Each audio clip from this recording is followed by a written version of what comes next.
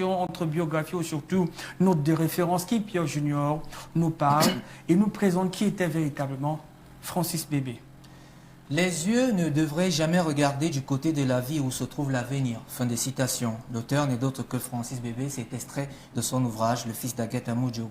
20 ans après son départ sur cette terre qui l'a tant servi artistiquement parlant, en ce jour de commémoration, il est plaisant de saluer la mémoire de l'illustre poète, chanteur, musicien, journaliste, écrivain Francis Bébé. Né en 1929 à Douala, Francis est initié au chant par son père, pasteur protestant. Il se mettra à la guitare en jouant d'abord à du banjo. C'est en 1949 qu'il passe au jeu de la guitare. 3 ans plus tard, il s'envole pour la France afin de préparer une licence en anglais. Il se rapprochera alors de Manu Dibango, de regretter mémoire. De Paris au pays de l'oncle Sam, il va étudier la communication et le journalisme. Plus tard, il deviendra journaliste reporter radio et officiera du côté du Ghana à la SORAMFO, entendu ici Société de radiodiffusion de France d'Outre-mer, devenue aujourd'hui Radio France Internationale en abrégé RFI. Son background lui permettra d'être à la tête du département de musique de l'UNESCO. La plume très aguerrie et mature, j'en veux pour preuve ses nombreux articles de presse, des nouvelles, des poèmes, mais aussi également des chansons, dont celle qui a été récompensée par le Grand Prix littéraire de l'Afrique noire 1968. Le fils d'Agatha Mudjo, son premier concert en terre française a été doté d'un répertoire riche et surtout mémorable en français, en anglais, en chansons bantou et surtout en polyphénie pygmée.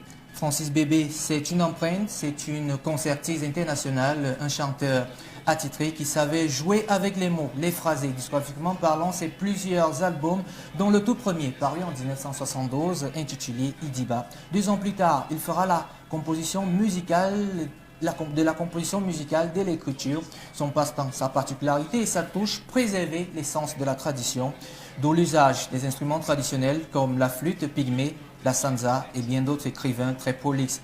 Des études, des ouvrages, notamment parmi lesquels Musique, African Music de People Art, Conte enfant à la pluie, Concert pour un vieux masque, une écriture inspirante pour les âmes, mais aussi également une inspiration au niveau des contes. 1980, le riz africain, Agatha en fond sonore ou encore Agatha, oui, ce titre-là qui a été rédigé aussi, une manière aussi pour lutter contre le racisme. Si les fans de cette époque-là ne comprenaient pas où Francis voulait aller, c'est qu'il avait sa particularité, sa touche, il pratiquait de l'humour, un humour avec une savoureuse malice.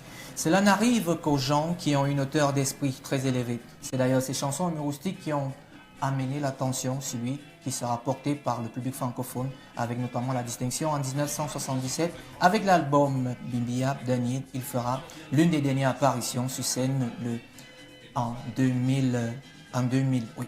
Et le 28 mai 2001, il y a presque 20 ans aujourd'hui, il succombe à une attaque cardiaque. Il est alors allé rejoindre d'autres esprits, Léopold Sédar Senghor, Manu Dibango, Bébé Manga ou encore Anne-Marie Ndiaye, forcément pour former là-haut une symphonie musicale. Une association a vu le jour en 2012, des hommages en un point fini, ceux de son entourage, de sa famille, des concitoyens. Le JDC a également voulu se joindre au texte et également à la chanson pour rendre hommage à ce grand écrivain, journaliste de Regretter mémoire.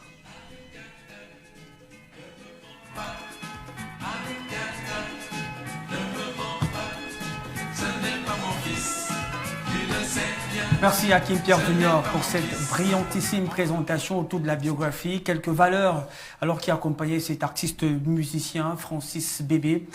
Un comédien également, quelqu'un qui fait dans la satire, d'ailleurs dans cette chanson Agatha, où il renie un tout petit peu la paternité d'un enfant alors qu'il lui avait été attribué par Agatha. Très belle proposition musicale et surtout en fond sonore par Sermis. Nous vous conseillons d'ailleurs d'aller regarder de chercher ce clip et de chercher la chanson pour bien l'écouter et la découvrir. C'est une empreinte qui s'en va donc avec Francis Bébé qui son âme repose en paix.